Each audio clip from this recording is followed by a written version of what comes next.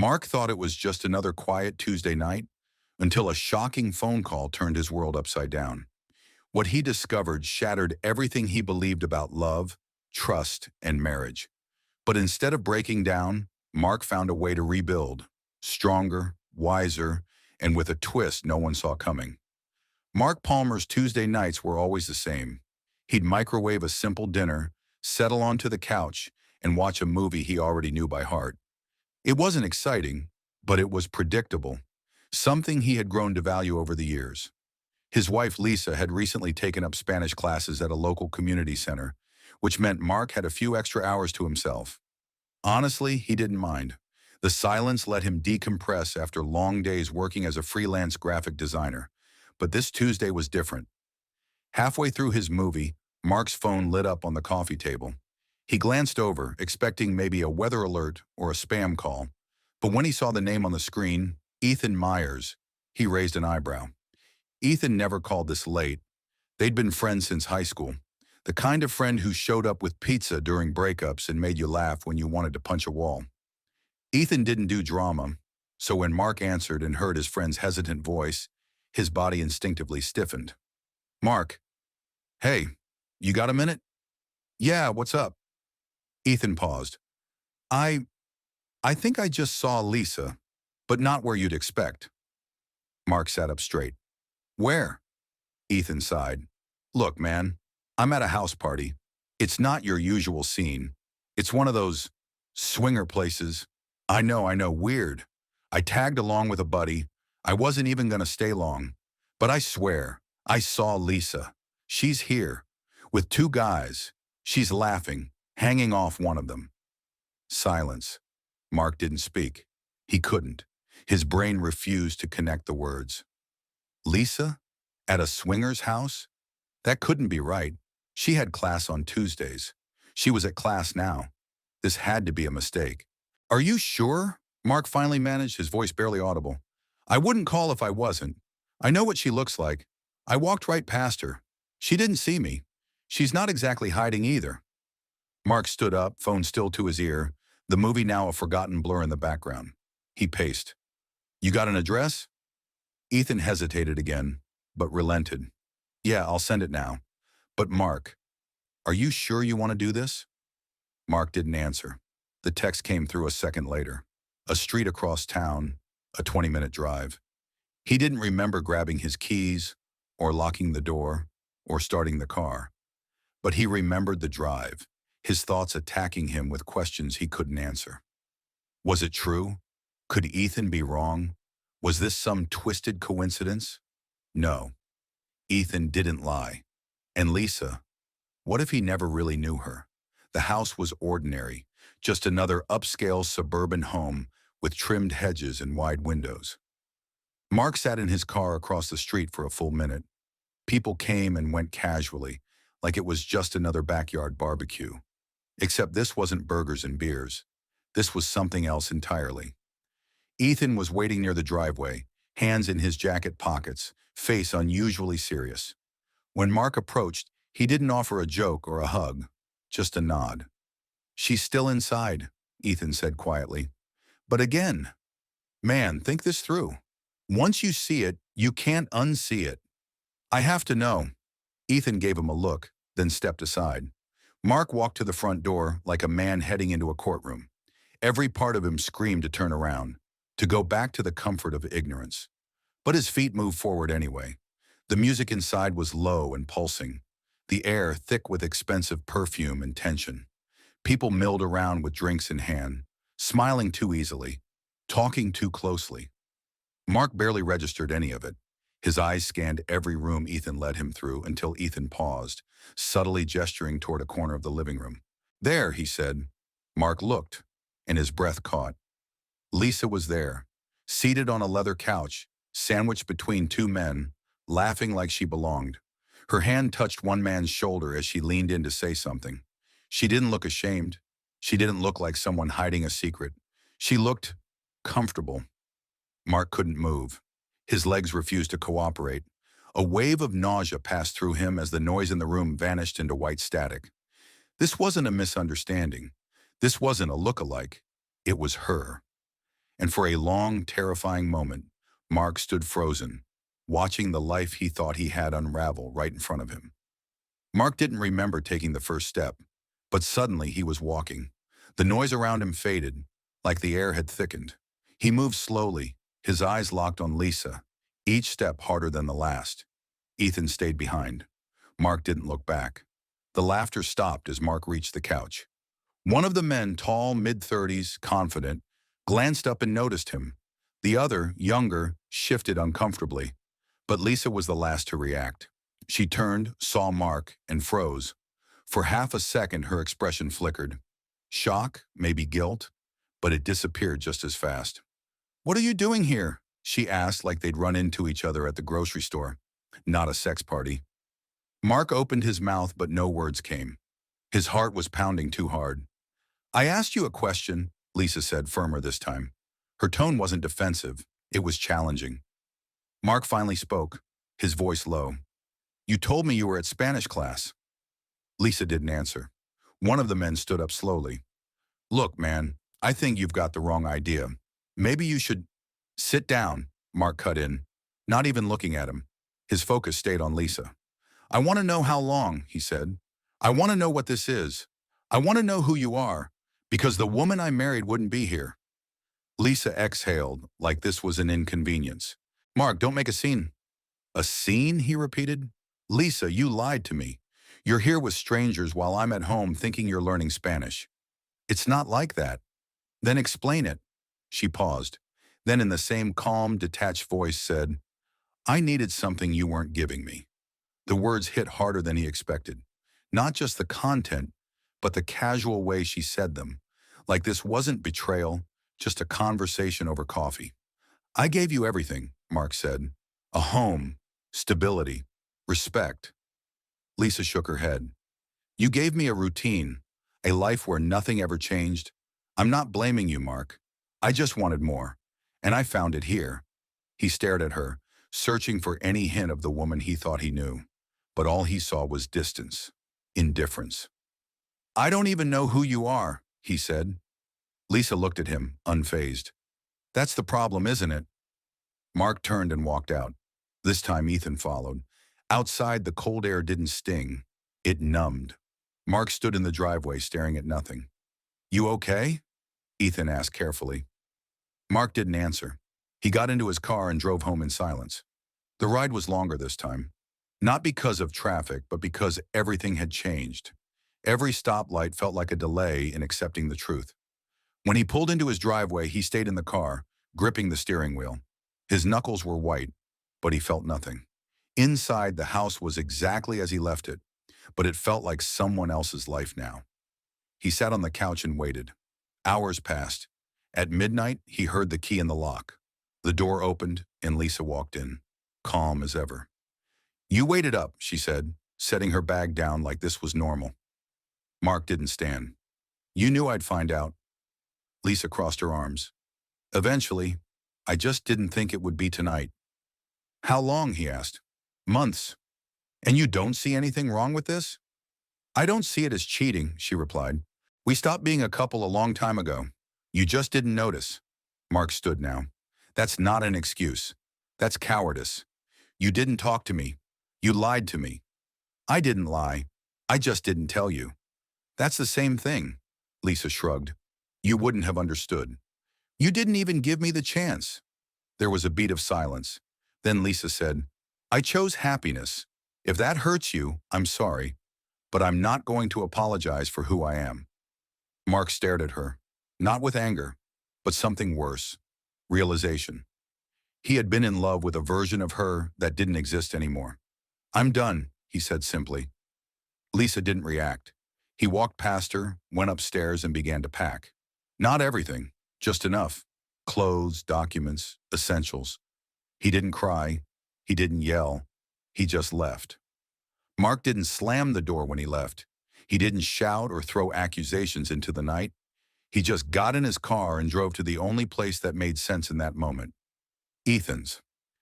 Ethan opened the door wearing sweatpants and a worn college hoodie, clearly half asleep, but he stepped aside without a word. Mark walked in, dropped his duffel bag on the floor, and sat on the edge of the couch. For a moment, neither of them spoke. "Want a beer?" Ethan asked. Mark nodded. The next 2 hours passed in fragments. Mark told him everything. Lisa's reaction, the confrontation at the house, her cold confession at home. Ethan didn't interrupt, just listened. And when Mark finally went quiet, Ethan leaned forward and said, "You didn't deserve that. You know that, right?" Mark nodded, but he didn't feel it. Not yet. The next morning, Mark called a divorce attorney. The meeting was quick and clinical. His voice didn't shake. He didn't hesitate. It was like a switch had flipped. Every step forward was fueled by necessity, not emotion. Within a week, the paperwork was in motion. Lisa didn't contest anything. No apologies, no second thoughts. She signed everything, forwarded a few emails, and kept the house. Mark didn't argue. He didn't want it anymore. But the quiet didn't bring peace. It brought questions. He started waking up before his alarm, staring at the ceiling, replaying the moment he saw her on that couch. Not because he missed her, he didn't, but because he still couldn't understand how she had detached so completely, how she had lived a double life with such ease. One night, Mark stood in front of the bathroom mirror and said out loud, "She was already gone long before I caught her." Hearing the words helped. That week, he cleared out the storage unit he had rented and found their wedding photos in an old box. He didn't rip them up. He didn't set them on fire. He simply closed the box again and placed it in the corner, unopened. The pain didn't explode. It leaked, slow and steady, until one day he didn't flinch when someone said Lisa's name. But even as the divorce progressed, something inside Mark refused to settle. He wasn't looking for revenge, at least not the kind that hurt someone else. But he needed something that would restore the part of himself that Lisa had chipped away at without remorse. So he started rebuilding. He reactivated his old gym membership and forced himself to go 3 times a week. At first, he hated it. Everything felt stiff. His body, his mind, his energy. But by the 3rd week, the soreness felt different, productive. He picked up books he had bought years ago and never read, cooked meals instead of ordering out, reconnected with friends he hadn't seen in months. He didn't talk about Lisa unless someone asked, and even then, he didn't share the full story. That part wasn't for public consumption. One evening, while walking in the park to clear his head, he passed by a group of people gathered in a circle near a bench. A hand-lettered sign read, "Divorce Support, Open Group." He almost kept walking, but something tugged at him. He paused, listened from a distance, and then, without really deciding to, walked over and asked if he could sit in. They welcomed him without question. It wasn't therapy. It was conversation. Raw, awkward, sometimes funny, always honest. And that's where he met Emily. She wasn't dramatic. She didn't overshare. She spoke when she had something to say, and when she talked about her own divorce, it was with clarity, not bitterness. She had been cheated on too, but she had done the work. She hadn't let it define her. After the meeting, they chatted a little. Nothing flirty, just real. For the first time since the split, Mark wasn't thinking about what he had lost. He was thinking about what came next. That night, he lay in bed and realized something. Lisa had left a hole, yes, but it wasn't empty anymore. It was filling with something else. Choice, control, perspective. Weeks passed. Emily and Mark started getting coffee after the meetings. No pressure, no labels. Just 2 people who understood each other's silence. When the final divorce papers arrived in the mail, Mark didn't feel relief or sadness. He felt resolved. Done. He signed them, mailed them back, and went for a run. It wasn't a dramatic moment. There were no fireworks, no triumphant music, just pavement under his feet and a quiet certainty in his chest. Lisa had taken something from him, but not everything. Not forever. And the man who had walked into that house weeks ago, shaking and stunned, was gone. The first time Mark visited his old neighborhood after the divorce, he stayed in his car. The house looked exactly the same. Same lawn, same porch lights, same flower pots Lisa insisted on every spring. But it didn't feel like his anymore. He didn't miss it. He just wanted confirmation that it was real, that the life he once lived wasn't something he had imagined. After a few minutes, he drove off and didn't look back. Life after Lisa was quieter, but it wasn't lonely. It was slower, but it wasn't dull. The difference was subtle at first. Waking up without anxiety, going to sleep without waiting for someone to come home late. He wasn't angry anymore. He was just exhausted from pretending he hadn't seen the signs. Ethan remained his anchor. Whenever Mark slipped into overthinking, Ethan pulled him back. They met weekly, sometimes to shoot hoops, sometimes just for burgers and silence. One evening, Mark asked him, "Did you know?" Ethan looked up from his plate. "No, I swear. But I knew something was off. She changed." Mark nodded. "I guess I did too. I just ignored it." The hardest part wasn't losing Lisa. It was losing the future he thought they'd have. The holidays, the travel plans, the conversations about kids that now felt like fiction. He had to mourn something that never existed. And that grief was harder to explain than betrayal. He started keeping a journal. Not full pages, just lines. Fragments of thoughts he didn't want to forget. One entry simply read, "You can't heal from what you won't admit hurt you." That sentence stuck with him. At the support group, Mark began sharing more. His words came easier. He wasn't just venting, he was unpacking. The group didn't offer solutions, but it gave him language, and that helped more than advice ever could. His connection with Emily deepened. They still met casually, still kept things light, but there was something unspoken between them, an understanding that didn't need to be rushed. Emily was healing at her own pace, just like he was, and neither of them tried to fix the other. That alone made her different. One Saturday morning, Mark found himself in a used bookstore downtown. He wasn't looking for anything in particular, but tucked between business books and old cookbooks, he found a copy of Letters to a Young Poet. He bought it without thinking. Later that night, he read a line that made him sit up. "The only journey is the one within." He wrote that into his journal too. That's when things started to shift. Mark began offering design work to small businesses that couldn't afford big agencies. Not for free, but for less than usual. He wanted his work to mean something again. Helping others reminded him of the parts of himself that Lisa had overlooked, the parts that still had value. One day, while grabbing coffee with Emily, she mentioned a nonprofit that helped single parents with housing transitions. They needed help redesigning their website and promotional materials. Mark volunteered. That project turned into a partnership. He found himself surrounded by people who had also been broken, but still showed up, still built things, still cared. Their resilience inspired him. Slowly, the pieces of his life began fitting together again, but differently with new purpose. Meanwhile, Lisa's name came up less and less. When it did, it was usually in legal documents or as a reference to my ex. No drama, no bitterness, just a closed file. One day, Mark received a brief email from her. "Hope you're doing well. Let me know if you want to discuss selling the car." He replied, "Go ahead, just send me the paperwork." That was it. There were no lingering questions, no temptation to ask how she was. The past had become neutral, emotionless, and that, more than anything, felt like closure. Months later, Mark stood in front of a small crowd at a fundraiser organized by the nonprofit. He was introducing the new website and thanking the donors. It wasn't a huge event, but it mattered. His voice didn't shake. His hands didn't sweat. Afterward, Emily found him by the drink table and said, "You seem like you belonged up there." "I think I did," he said. It had been almost a year since the night everything changed. Mark hadn't circled the date on a calendar or treated it like some emotional anniversary. But when the day arrived, he noticed. He remembered the weight in his chest, the disbelief, the cold air as he walked out of that house. But more than the memory itself, he recognized how different he felt now. Lighter, steadier, present. He marked the occasion quietly.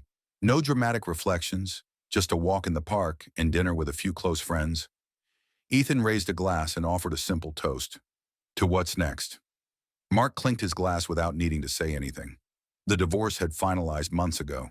Everything was settled. The car was sold, the last joint account was closed, and even the family photos, now stored digitally, had been archived and removed from his devices.